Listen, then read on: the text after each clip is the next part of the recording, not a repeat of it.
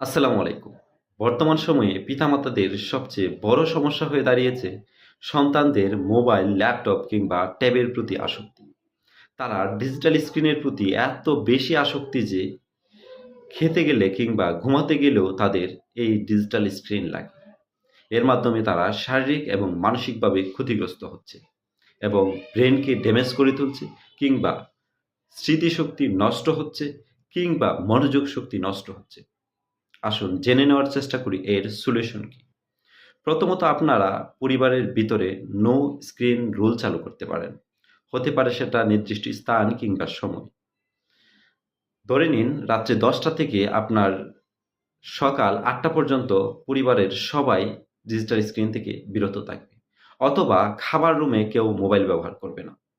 অথবা শোয়ার রুমে কেউ মোবাইল ব্যবহার করবে না। আর অবশ্যই শিশুদের ক্ষেত্রে বেডরুমে মোবাইল নট অ্যালাউ। এখানে কোনো প্রকার কম্প্রোমাইজ করবেন না।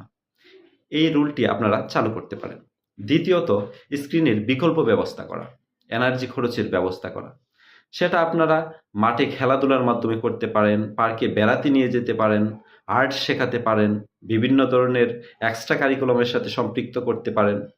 তবে অবশ্যই সবচেয়ে কার্যকরী হলো সন্তানদের সাথে আপনারা নিজেরা সময় কাটান। বাইরে পার্কে নিয়ে যান, খেলাধুলা করুন। এতে করে স্ক্রিনের বিকল্প যেমন হবে, আপনাদের সাথে সন্তানদের বন্ডিংটাও খুব ভালো হবে। তৃতীয়ত, যদি আপনার সন্তান ডিজিটাল স্ক্রিনের প্রতি আসক্ত হয়েই থাকে, তাহলে ডিজিটাল ডায়েট করান। সেটা কিভাবে? সেটা হলো সন্তানেরা যদি ৫ ঘন্টা, ৪ ঘন্টা স্ক্রিন ব্যবহার করে, সেটা ১ম এ ০.৫ ঘন্টা কমিয়ে দেন। আস্তে, আস্তে এটা কমিয়ে আনার চেষ্টা করুন। এক্ষেত্রে আপনারা অবশ্য বর্তমান সময়ে অনেক অ্যাপস পাওয়া যায়, সেই অ্যাপসগুলোও ব্যবহার করতে পারেন। যার মাধ্যমে ডিজিটাল ডায়েট হবে।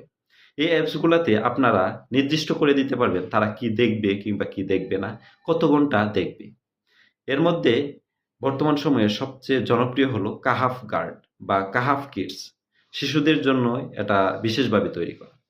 তো আপনারা এভাবে ডিজিটাল স্ক্রিন থেকে সন্তানদেরকে সরিয়ে আনার চেষ্টা করতে পারেন।